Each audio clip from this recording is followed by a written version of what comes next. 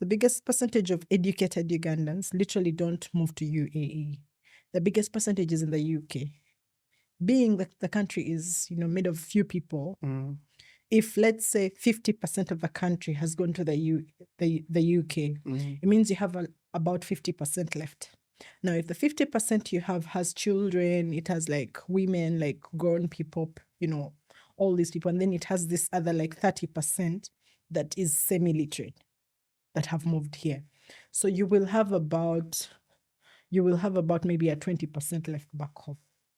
So the girls around here will live according to something that is better than what they would live back home.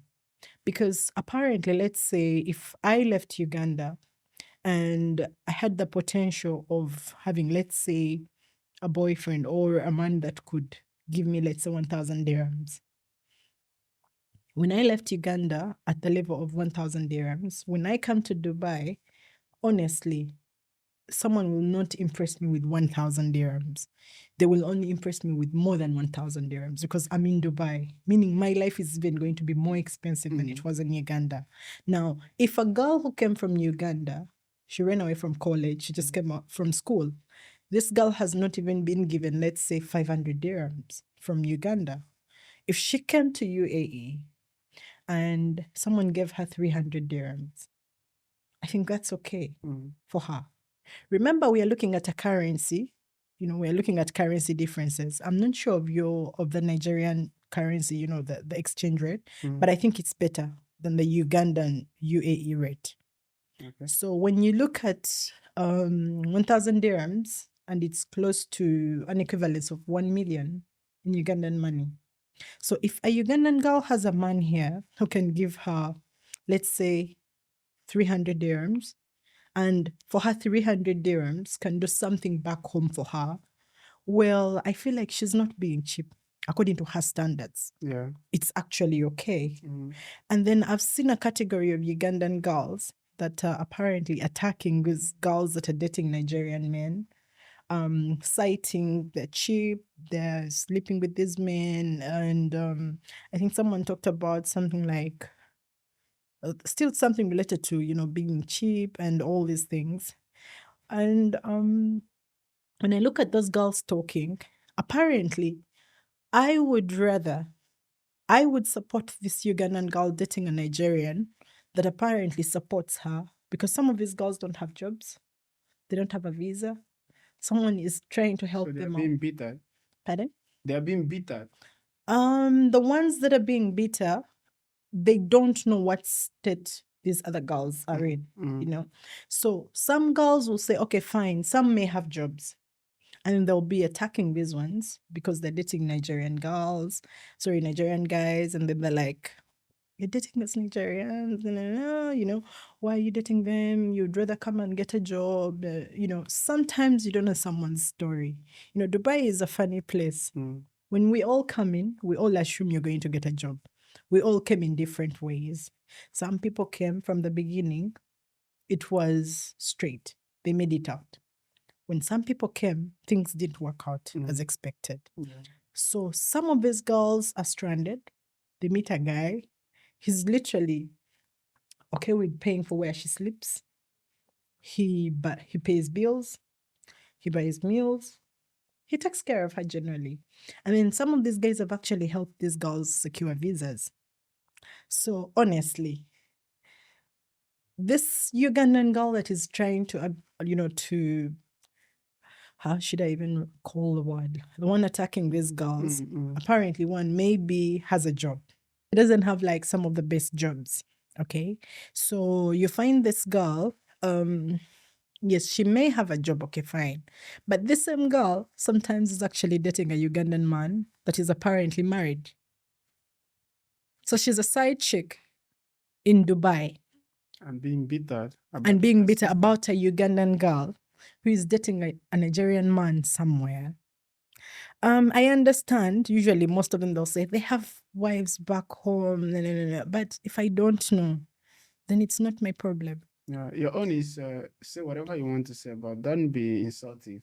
Exactly. And why do you care? Okay, so what if this guy doesn't support her? Are you going to support her? Mm. No, you're not. Saying I was talking with the director Basti, say, if it was me that people are talking about Nigeria like this, and I don't like it, I'll be also creating content concerning it. Right? Yeah. You should be able to say something. Like, where I'm from, you cannot do something to us and we'll leave you. If you do something online about Nigerians, they're going to fight back. Yeah, I know. That's how it is, right? Well, they will bully you. So if people are doing something, calling Ugandan ladies bad name or whatever, you see it, you're a content creator, you're always on the TikTok. What are you doing? Only consuming content? If you see something you don't like, you do something about it. Don't just keep quiet. Just like you kept last week, Saturday, I also had a lady, Ugandan lady, because of this video. That's interesting. Yeah, 2 days ago we did a video about this. So people should say something, get out there. Okay, I don't care about this thing you're saying about us, but don't be inside. You can say whatever you want to say respectively, right? So don't look down on some people or say something bad. That one is actually reasonable or the way to go about it. Yeah. But another thing that I get to find out is the girls that are coming to react on this video, they are not actually angry about that video. They're actually angry about the video that she has done already. You understand? Yeah. But it looks like, okay, since she continues to do video concerning Uganda ladies, I think we should just say something about it. You understand? Yeah, but I think she should try to get some other content because we are going to a point whereby people are going to report that account. She will lose her content. Like she has really tried to pull, because as far as I'm seeing now, it's not like she's trying to, like, why would you choose Uganda? More so at this time. You're using Uganda for clout, more so when you're sarcastic. Like, I personally don't feel, I may not feel offended as such, because for me, unless your opinion pays my bills, sometimes I don't really care, But then I don't like having to walk out on the streets and I have to hide my passport, I can't imagine my life without being a Ugandan. Why would you have a passport? No, what I'm trying to say is there is a picture. Yeah, there is a picture. Someone stands up and creates a certain picture of where you're from. We've had all this, like, people sexualize us a lot because of some of these very stories these girls talk about, and then people give you a certain picture before they even literally get to know you. Yeah. For example, I have seen 1, 2, 3 words. Everyone will talk about water. And I'm like, they're always going there. I'm like, do we have to do that? Like, but is it true? What?